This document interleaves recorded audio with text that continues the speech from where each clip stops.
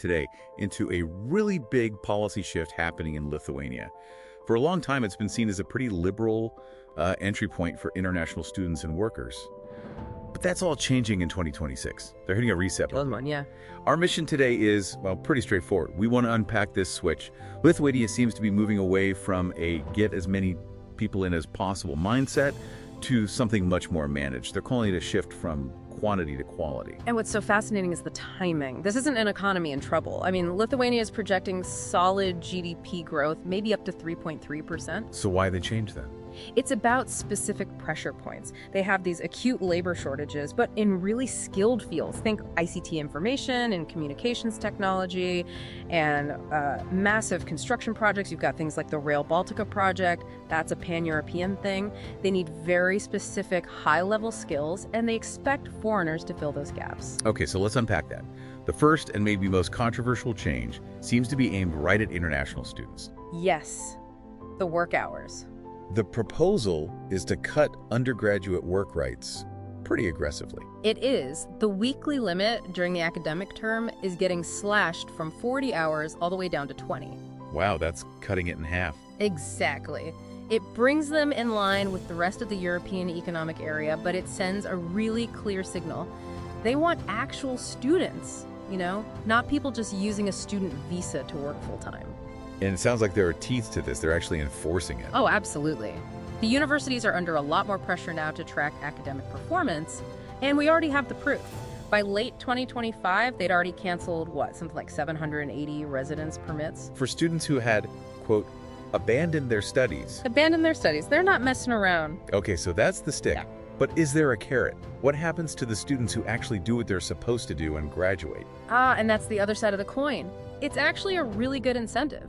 If you graduate successfully, you're granted a 12-month extension on your residence permit. Just to find a job. Specifically to find a highly qualified job, or even to start your own business. They want to filter people on the way in, but keep the talent that proves itself. Right. So let's talk about the money, the wages. Right. Because that has to be a big part of the equation for any student. A huge part. The gross minimum monthly salary for 2026 is going up to $11,153. Okay, so if you're a student working that new 20-hour limit, yeah, let's do the math. That's roughly, 576 partas a month? Gross. About that, yes. 576 partas 50. It makes things a lot tighter financially. Which I guess is another filter, right? It makes it harder for employers to just hire cheap foreign labor unless they really, really need it. It leads us right into the whole professional labor management system. Lithuania is now using this unified annual quota for any non-highly qualified workers. A hard cap. A very hard cap.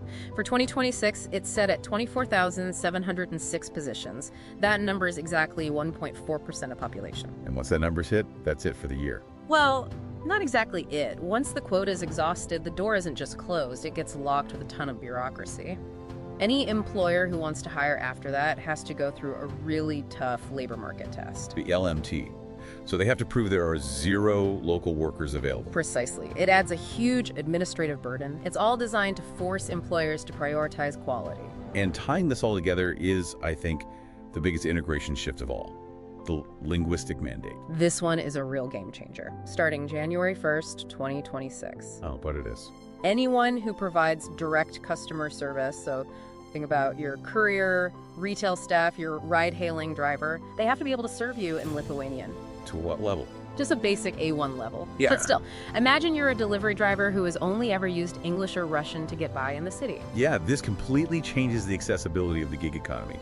It's really the end of an era for English-only service in those roles. It is. Now, newcomers do get a 2-year grace period to learn.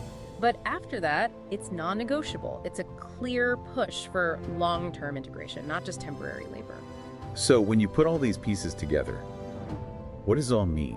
It seems like the path to staying in Lithuania long-term is becoming really conditional. You have to perform academically, you have to integrate linguistically, and you need to contribute economically in a very specific way. It's a very intentional pivot, and it leaves you with a really interesting question to think about. For low-skilled migrants, these changes, the quota, the language test, they create serious challenges. But for the highly qualified individuals, there are massive financial incentives. We're talking full scholarships for master's degrees, stipends. the works. So does this new, really stringent focus on quality make Lithuania a more stable, better place for those who can clear that high bar? Or does it just make it a much harder place for everyone else to even get started? That's the tension to mull over.